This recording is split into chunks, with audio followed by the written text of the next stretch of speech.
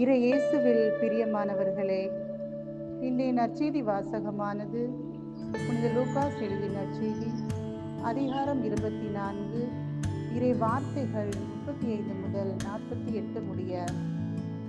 நாம் செய்கின்ற எல்லா செயல்களுக்கு பின்னால் கடவுளின் வல்லமை செயல்படுகிறது என்பதை புரிந்து கொண்டோம் என்றால் நாம் ஆன்மீகத்தின் எல்லைக்குள் அடியெடுத்து வைத்துவிட்டோம் என்று அர்த்தம்.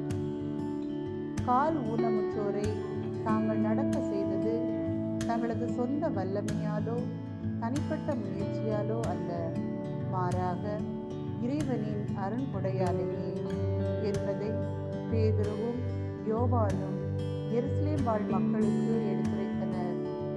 இறைவனின் வல்லமையால் தாங்கள் இயங்குகிறோம் என்பதை உணராத மனிதர்கள்தான் தங்களது சொந்த முயற்சியாலேயே பலவற்றை சாதித்துக் கொள்வதாக பெருமையடித்துக் கொள்கின்றனர். மூச்சு விடுவது முதல் இதயம் துடிப்பது வரை நாம் உயிர் வாழ்வதற்கு அவசியமாக நம் உடலில் நடைபெறும் பல செயல்கள் நம் கடவுளின் வல்லமையாலே என்பதை நாம் உணர்ந்து கொள்வோம்.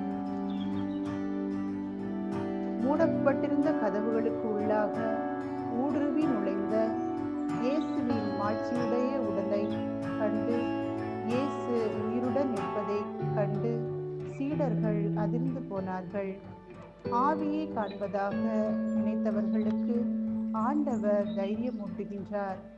அமைதியற்று வாழ்ந்த அவர்களுக்கு மன அமைதியை தருகின்றார். இயேசுவின் மரணத்திலிருந்து அது ஏற்படுத்திய காயங்களிலிருந்து சீடர்கள் வெளியே வர இயலவில்லை. வாழ்வில் ஏற்படும் சில காயங்கள், வலிகள், தோல்விகள் நம்மை அடுத்த படியில் கால் வைக்க விடுவதில்லை. சோர்ந்து விழுந்த நம்மை அப்படியே முடக்கி விடுகிறது. மீண்டும் நம்மை எழுந்து நடக்க வைக்க இதுவும் கடந்து போகும் என்று நம்மை உயிர்க்க வைக்க இயேசு வருகிறார். அகக்கண்கள் கண்ட காயங்கள் முடிவுக்கு வர நம்பிக்கையோடு மனக்கண்களை திறப்போம். புதிய வாழ்வில் அடியெடுத்து வைப்போம். இயேசுவின் உயிர்ப்பு எல்லா மக்களுக்கும் நம்பிக்கை கொடுத்தது போல நாமும் நம்பிக்கையின் கருவிகளாக செயல்படுவோம். ஆமென்.